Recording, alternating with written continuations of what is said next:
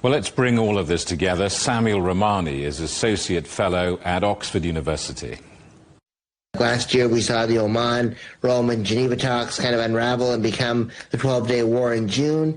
There have been many times they've been trying to revive the JCPOA in some form, and the sticking points are always very similar. Israel is fundamentally opposed to a deal with Iran and believes that the Iranian threat can only be neutralized through military force.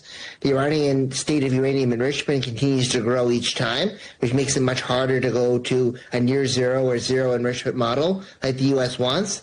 And Iran is very, very determined to compartmentalize nuclear agreement from other problematic actions from the U.S. perspective, ballistic missiles and regional activities. So I don't think that we're necessarily close to a long-term deal, even if we get an interim one, and the mistrust is still very strong. If a deal is reached, what would be materially different from the previous iterations agreement that we've seen on the table before? Well, the first thing is the immediate thing. There has to be a ceasefire, so an end to the U.S. threats to target Kharg Island and target bridges and other infrastructure and bombing, as well as reopening the Strait of Hormuz. From the Iranian side, with no mines and with no longer harassing ships either by the IRGC or through proxies like the Houthis.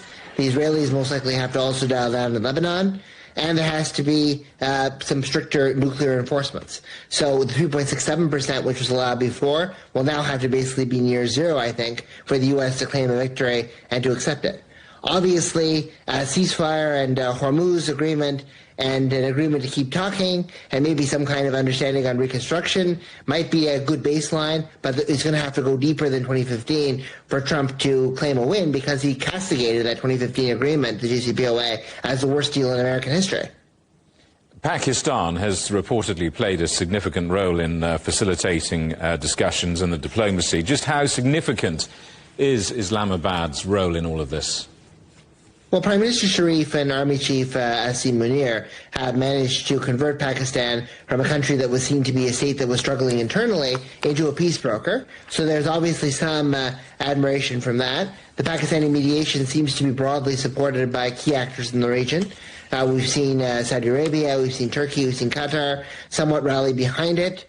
And also Pakistan has been trusted in the past to handle U.S.-Iran diplomacy because it handles Iran's interests in the diplomatic space. Some regional actors are obviously frustrated by Pakistan's role, especially the United Arab Emirates. I was engaging with Emirati officials recently, and they were seeing Pakistan as quite duplicitous. But Pakistan does seem to be the only actor now that can bridge between Iran and the United States. Obviously, Oman and Qatar still have roles to play, but Pakistan seems to be the key one right now.